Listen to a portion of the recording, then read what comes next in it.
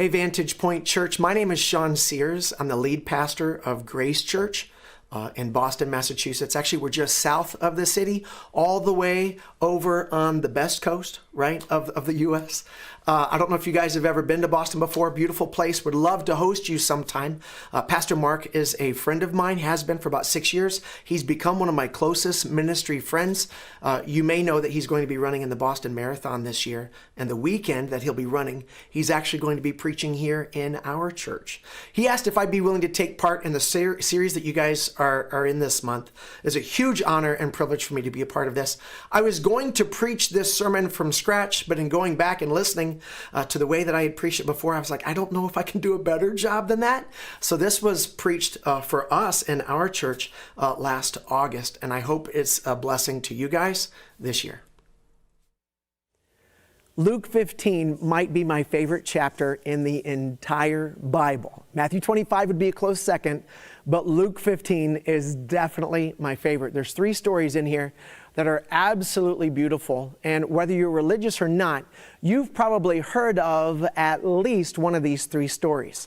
But before we get to it, Luke chapter 15, remember, I want to tell you about something that happened to me when I was 9 years old. I'm in the 3rd grade.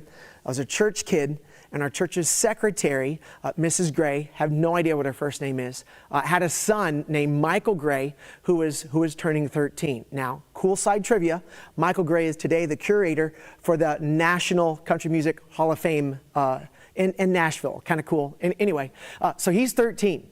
And he doesn't want his baseball cards and football cards anymore, and he asked me if I want them. Well, the obvious answer to that question is yes, of course. So he gives me 2 gigantic grocery bags full of baseball cards and football cards. And I'm not talking about like the little, the plastic little bags that we got now, but I mean like the paper bags from back in the day. Some of you guys remember those? And they were like gigantic. They were huge. I mean, full of groceries. They were heavy, but full of like baseball cards and football cards. I could only carry one at a time. And I spent my whole 3rd grade year sorting through all of those. I divided them by sport, I divided them by year, and then by team, and then I rubber banded them, and I got my dad to get the shoe boxes and everything out of the basement, and I got to like start separating all of them, and every once in a while I'd get them out and I'd sort through them again. We'd watch a football game or a baseball game on TV, and then I'd look for that player. It was incredible. I can't even imagine what those baseball cards and football cards would be worth today.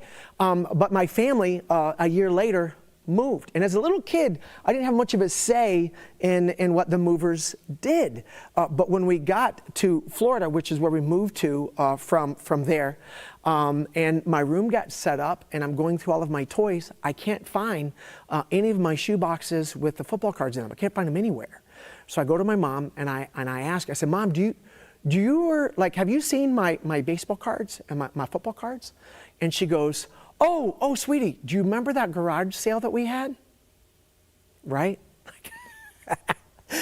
Oh, yes. And she goes, I sold them.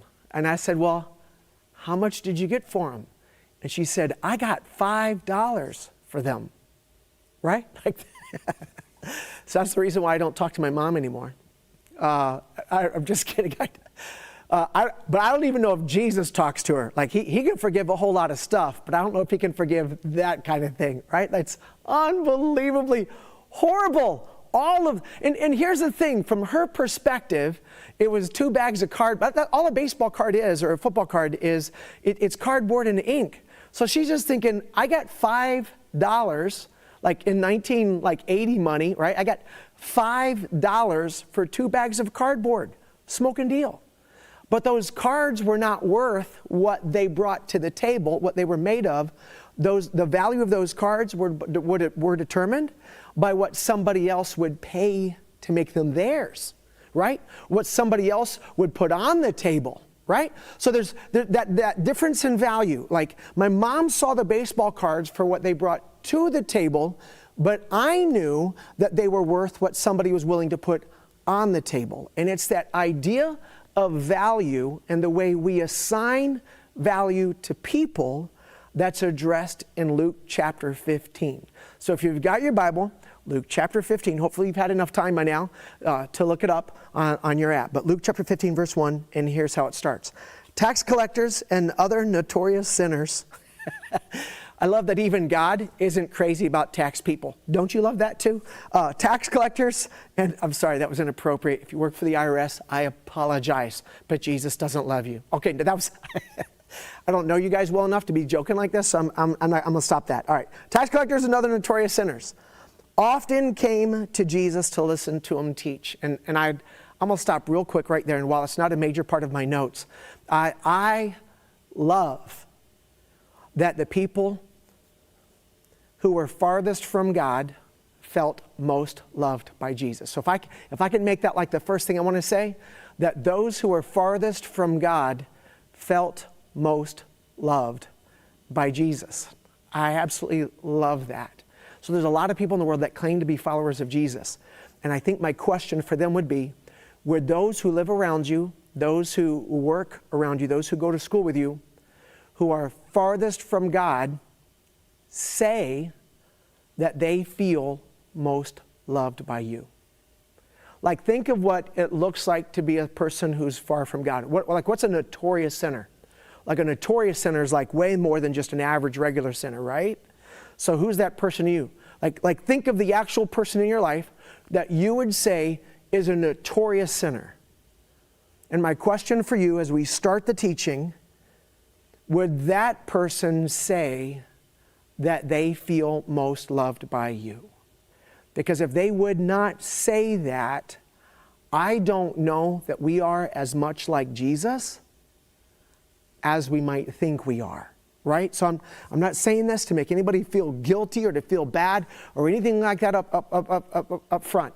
What I want to do is I'm wanting to set an expectation for where this is going, and for each one of us to, at the very beginning, recognize that each one of us, me included, we probably have a little work to do on this. All right, back to verse 2. This made the Pharisees and teachers of religious law complain that he was associating with such sinful people, even eating with them. Now, they didn't have a problem with Jesus, Mr. Holy Man, hanging out with notorious sinners if he was going to be inviting them to temple, if he was going to be inviting them to church, if he was going to be calling them out on their sin. But the fact that he was just eating with them, like hanging out with them socially, as though he genuinely cared about who they were, was something that to them was evidence that he wasn't from God. So they had a misunderstanding of the character and nature of God and his mission in the world, which caught Jesus' attention.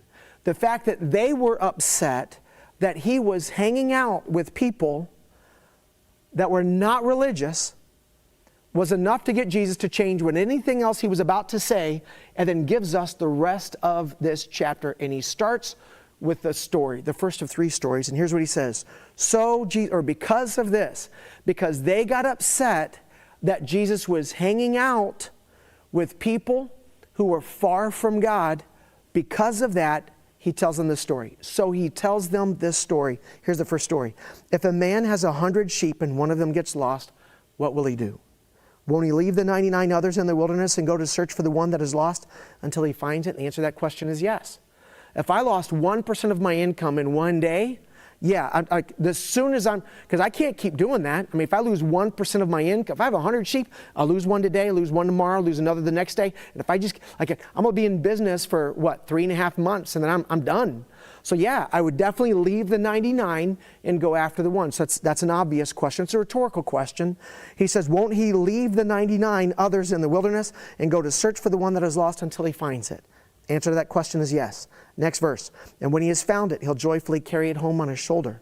When he arrives, he'll call together his friends and his neighbors, and he'll say, rejoice with me because I have found my lost sheep. And this is where he gets offensive. Now, by the way, if you're throwing a party because you lost you found the sheep that was lost, it probably wasn't just around that tree over there, right? Like for you to throw a party because you found it, you've gone through a certain amount of effort looking for it. Then you finally found it, then you bring it back, you're exhausted, everybody's been wondering where you're at, and then they throw a party because you found it.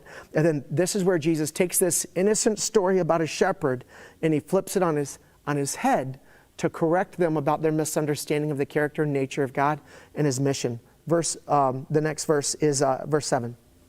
In the same way, There is more joy in heaven over one lost sinner who repents and returns to God than over 99 others who are righteous and haven't strayed away. So he says there's a shepherd who loses a sheep. He leaves the 99. He goes after the one. He finds it. He brings it back. He throws a party. And he says, in the same way, there is quantifiably, measurably more happiness in heaven over the one sheep that was far from God, that found its way back, than over the 99 that were already here. Here's what this verse means. And while I have no idea who's watching this service right now, Jesus does. If you're the one person who feels like you don't belong in church, I don't know, maybe you're watching this service because, I don't know, you love the person that invited you to watch it with them, right? And out of respect and love for them, you want to value what they value, so you're watching this service, but honestly, when it comes to religion, you're not all that into it. What I want you to know is, on the authority of Jesus, is that if you're watching this service right now, God is quantifiably, measurably happier that you are a part of this church service than all of the other religious people in this church watching this service right now.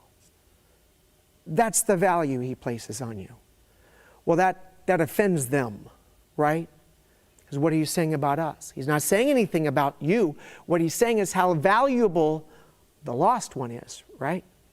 So it's almost like he's looking at their faces and he can tell that they don't understand what he's saying. So all right, so let me give you another story. And that's in verse 8. And it's the parable of the lost coin. And we're not going to read it for the sake of time, but he says, or suppose that there's a woman who has 10 coins. And the idea behind this is that she's got one of these headbands because she's in the Middle East, she's married, and hanging from this headband are 10 coins. This would be like a wedding ring in our culture today. And one of the coins gets misplaced and she loses it.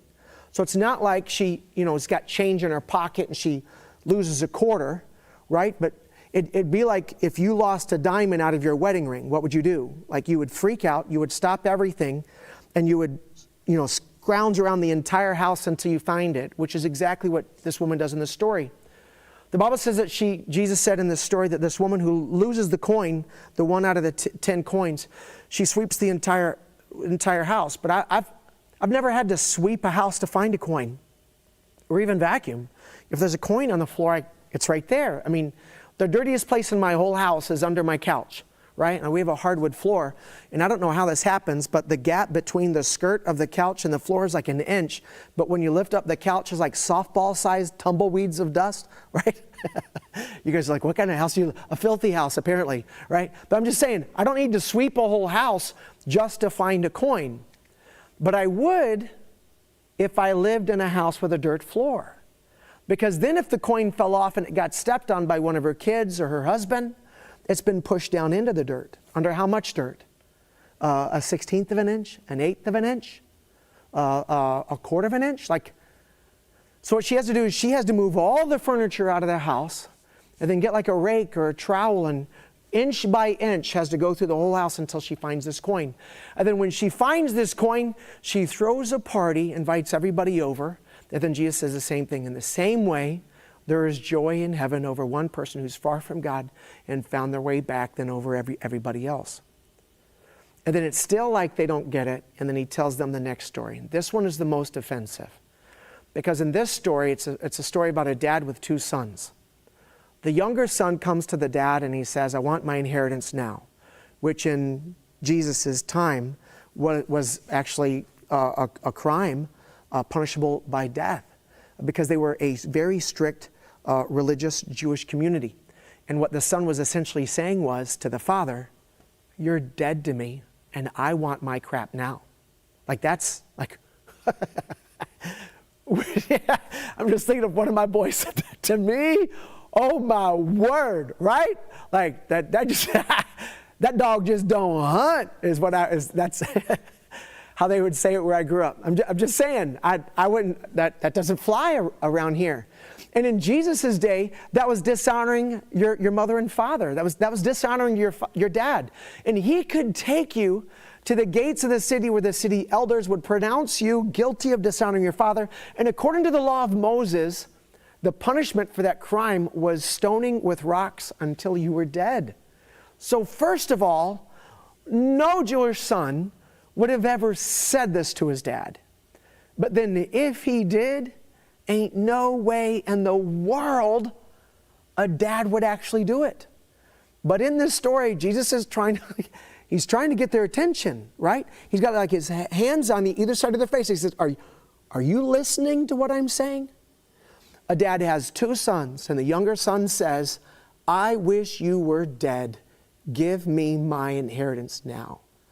What's crazy is that the dad liquidates a third of his estate and gives it to the son. When it was a third, because in Jewish custom, the oldest son got twice as much as any of the other kids. He only had two sons. So the oldest son got 2/3 and the younger son got 1/3. And he gives it to him in cash. Jesus said in the story that the youngest son goes to a far country and he wastes all that money on, this is in the scriptures, right? Parties and, I want to be delicate, ladies of the evening. That's how he wastes the money. And when he's run out of money, he runs out of friends. And he finds himself essentially working in the gutter at a minimum wage job reserved only for, in their culture, people from another country, right? Immigrants. It was like the lowest entry-level job. And he says to himself, even the employees that work for my father are treated better than this. And while I'm no longer worthy to be called his son, maybe if I go back, he'll at least give me my job back. So he practices this speech. Jesus gives us the speech. And then the son starts walking home. The dad is sitting on the front porch waiting every single day for the son to come back. And Jesus said that in the story, when the dad recognizes his son a long way off, he gets up and he runs to the son. And at that point, the religious people listening to Jesus' story are losing their flippin' minds. Because in their culture, it was a patriarch society. If the dad said he's thirsty, I don't care if you're 50 years old. If you're the son of the dad and he says, I'm thirsty, you ask if he wants ice or he doesn't want ice. But you get it for him. So if anybody's going to run, it's going to be the son, right? But he ain't going to be running. He's going to be crawling over broken glass. Ain't no way in the world the dad should be running for anybody. But he does. I mean, that's the extravagance of the father's mercy. And he runs to the son. The son only gets half of this speech out.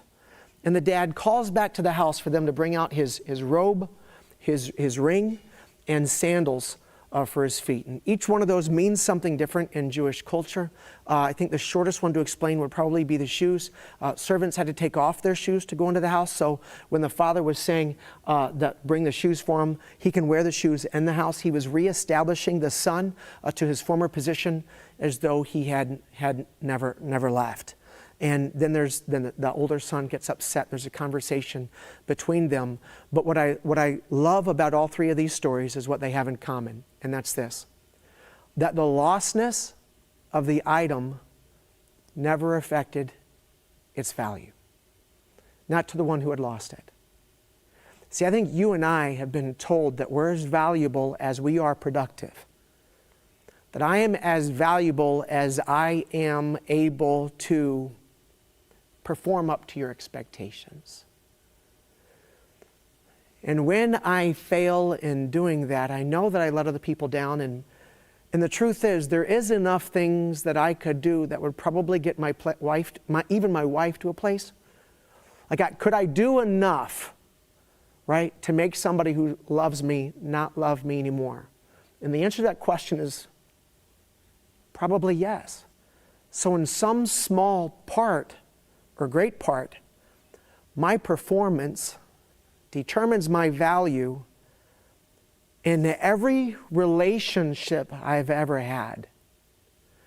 So when it comes to our relationship with God, we project that onto Him. And the more honest we are about our personal brokenness, the more we recognize how far we fall short of what God expects for us. And the narrative that we start to create in our head is that He no longer loves me. because of how much bad I've done. I don't know what you've done in your life. I don't know what's been done to you in your life. But your value doesn't come from what you bring to the table.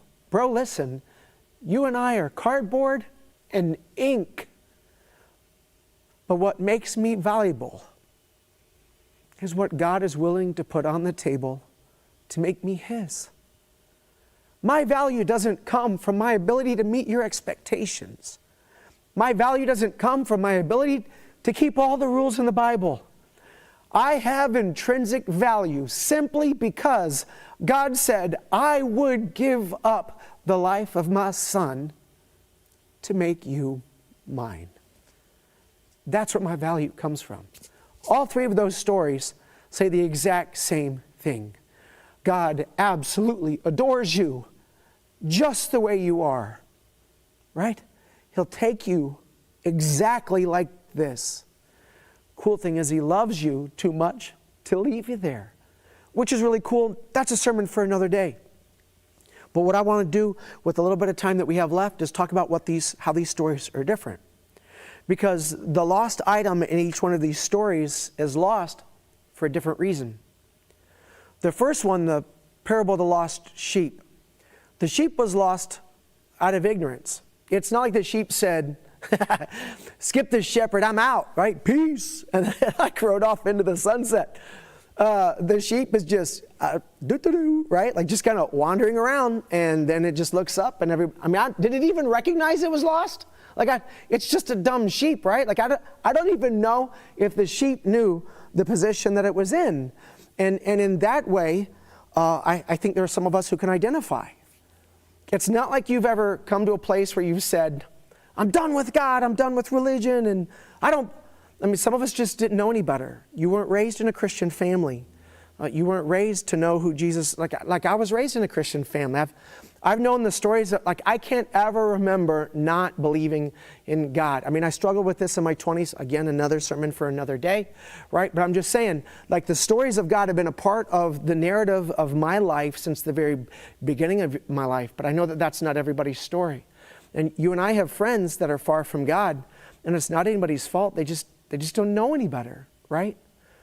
Then in the second story with with the coin, it was somebody's fault. It just wasn't the coin's fault. And some of you who are part of this service today may be sitting there and you feel disconnected and far from God. And it is somebody's fault, but you just don't feel like it's yours.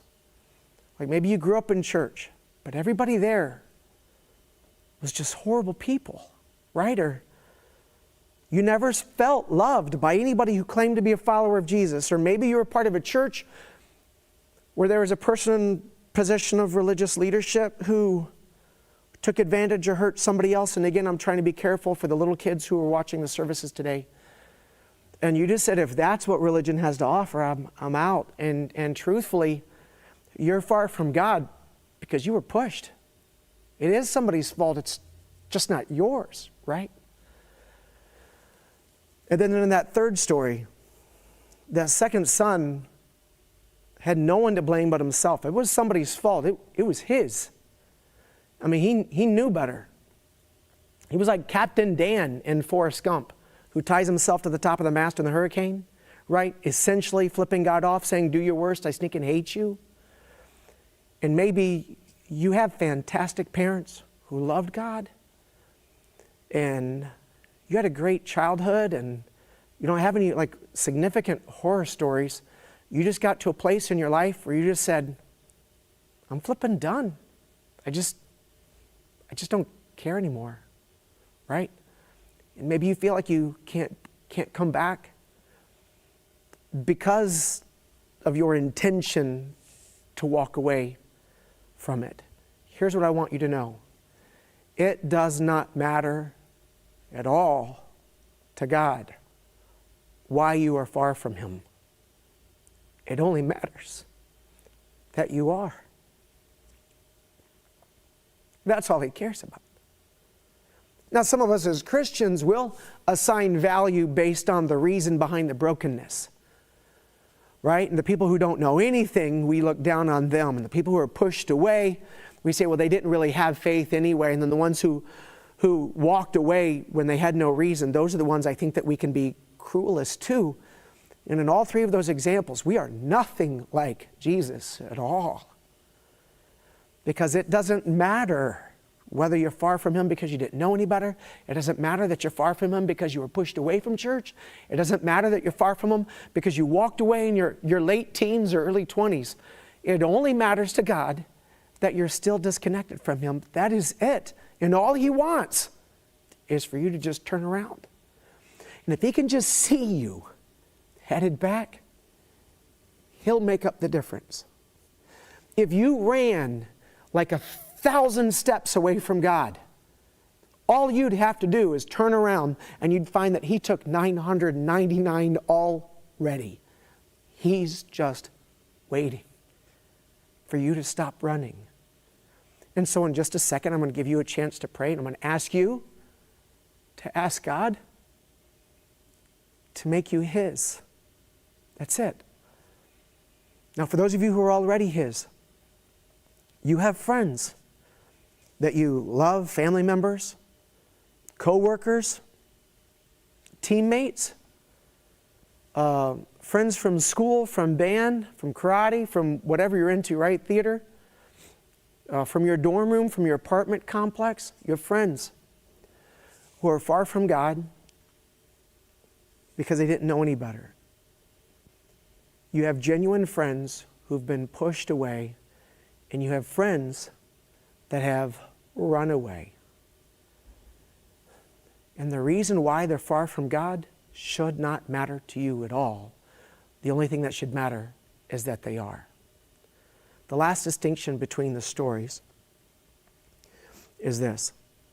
The first story with the sheep tells me the priority of those who are far from God over those who've already found Him. Here's what I know for a fact about your church, is that this church does not exist for Christians. This church is Christians. And we're here for everybody else. Right? That's what Jesus said to His disciples, the very first conversation. He said, if you follow me, I'll make something of you. He didn't say, I'll make a priest of you. I'll make a rabbi of you. I'll make a religious scholar of you. He said, if you follow me, I will make you a fisher of men. The closer you get to Jesus, the more compassion and the more passion you have for those who are farthest from Him. That's what I know, is that the closer you are to Jesus, the more passionate you are about those who are farthest from Him. And the second story tells me the amount of work we're willing to put in to make sure that they have a chance to come back. How long should I pray for my friend? However long it takes for your friend. Like, how long should that woman keep looking for her coin? Until she finds it. If that's a day, if it's 2 days, if it's 5 days, it didn't matter. She was going to keep looking until she finds it. How many times do I need to forgive somebody who's hurt me? How many times do I put up with somebody's selfishness at work? How many times do I don't know, what? Not hate them? How many times do I put up with their junk? How many times, like how long do I have to keep putting in work for these people who are far from God to find, however long it takes, period. We never stop pursuing. We never stop loving. We never stop forgiving until they find their way back to faith. And then the third story tells me the amount of grace and mercy I'm to show those who are coming back. People are broken and people are messy. And the truth is, you're just as broken and messy as every other person in the world. It's just your brokenness might not be as easily seen by the rest of the world, right? Like, the longer you're a Christian, the better you are at managing your performance on the outside, potentially and oftentimes to the neglect of the sin and brokenness on the inside. Even in the Our Father, we are to pray that God forgives us, what? As we, what? Forgive others. As we forgive others. So I don't know whether you're one of those who feel disconnected from God or one who's already found your way back to God. If you feel disconnected from God, I'm going to ask you to bow your head with me in just a second. I'm going to give you an opportunity to come back to Him. And for those of you who are already part of the household of faith, you're already a devoted follower of Jesus, I'm going to ask you again, with those who are farthest from God in your spheres of influence, feel most loved by you? Because if the answer is no, bro, you got work to do too. Let's pray. If you would, bow your head with me. God, for those who are disconnected, I pray that you would impress upon them the value that they have, not because of what they bring to the table, but because of what you put on the table to make them yours. If that's you, if you're disconnected from God, my question is, do you believe that Jesus' death, burial, and resurrection is the only thing God will accept on your behalf as a payment for your sin, your disobedience towards God, and selfishness towards others? You might say, I believed that for a while. Awesome, awesome, awesome. Now will you turn from your sin to begin following Jesus? Yes or no? If the answer is yes, then tell Him. God, forgive me for the sin that is in my heart. Forgive me for the ways that I have broken the commandments, that I have sinned against you, and I have been selfish towards others. I accept that what you did, Jesus, is the only thing that makes me right with God. Take away my sin, forgive me, and help me to follow you with the rest of my life. Now maybe you've already found your way to God, and your prayer now is for somebody that you know is disconnected from Him, the notorious sinner in your life. Can you pray for them? God, I pray that you would help me to rearrange my life around serving, ministering, and blessing them. But in your prayer, say their name before God. God, help me to prioritize time to develop and nurture the friendships I have with those outside of faith. Not letting go of my church family, but leaning into them as strength and encouragement to continue serving those, loving those, and spending time with those that are disconnected from you. God, forgive me for any way in which that I have assigned other people less value because of their performance or the things that they've done. I recognize that you haven't done that to me. Dear God in heaven, forgive me for the ways that I've done that to them. Help me to be a better reflection of your love for them and the way that I treat them and love on them. This is my prayer. And all of us ask this in the name of Jesus. And we all say together, amen. Thanks again for letting me be a part of your church services today. God bless you guys.